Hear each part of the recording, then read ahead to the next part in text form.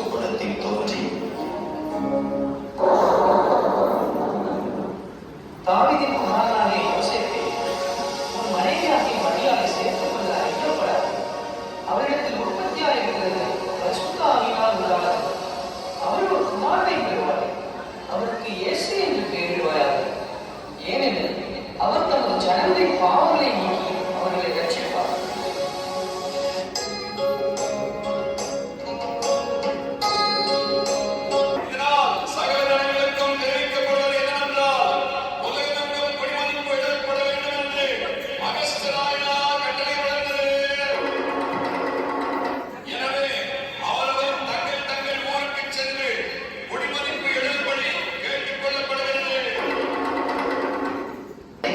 நியமிக்கப்பட்டிருந்த கர்ப்பவதியான மரியாளுடனே குடிமதிப்பு எழுதும்படி தாவீதின் ஊருக்கு சென்றார்கள். மரியாளுக்கு பிரசவ காலம் நேரிட்டது. சத்திரத்தில் போய் இடம் தேடினார்கள். ஐயா, என் மனைவி பிரசவ வழியாக எழுதப்படுகிறார். உங்கள் சத்திரத்தில் இடம் வைக்கிறதா? இல்லை ஐயா.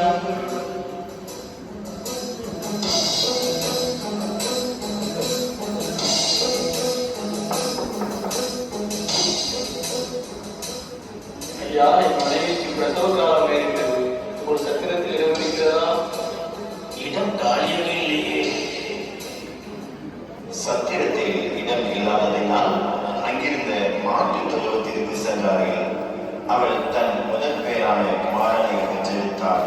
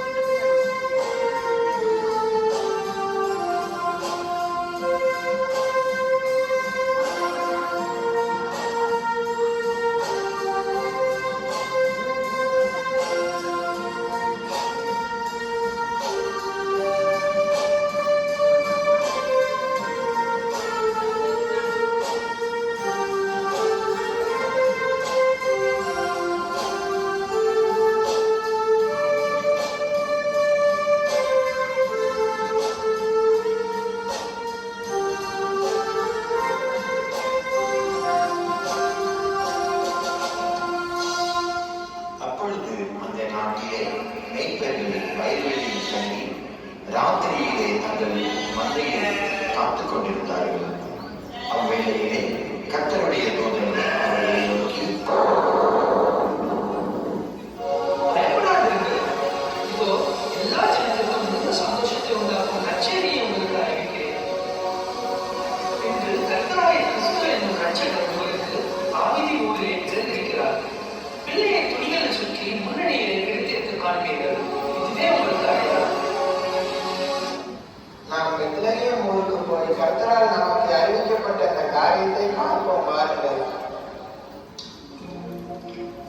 அவர்கள் தீவிரமாய் வந்து மரியாதையும் யோசேப்பையும் முன்னணியிலே கிடைத்திருக்கிற பிள்ளையையும் கண்டார்கள்.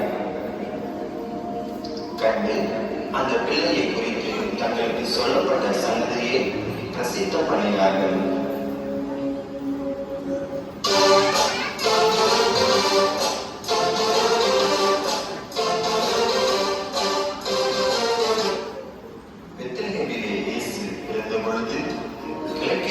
சாஸ்திரிகள் அக்குழந்தையை குறித்து விசாரிக்க எருசலேமில் உள்ள ஏரோது ராஜாவின் அரண்மனைக்கு வருகிறார்கள்.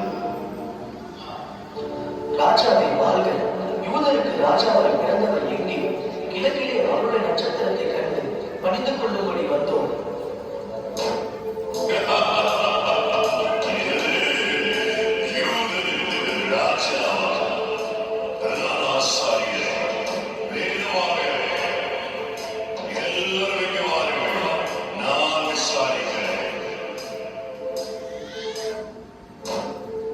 கிறிஸ்துவானவர் எங்கே பிறப்பார்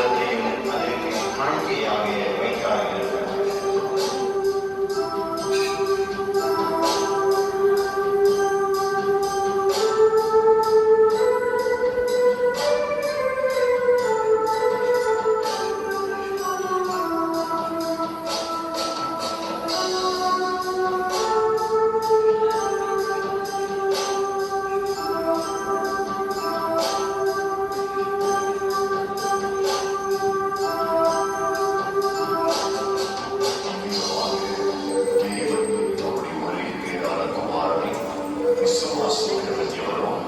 உனக்கு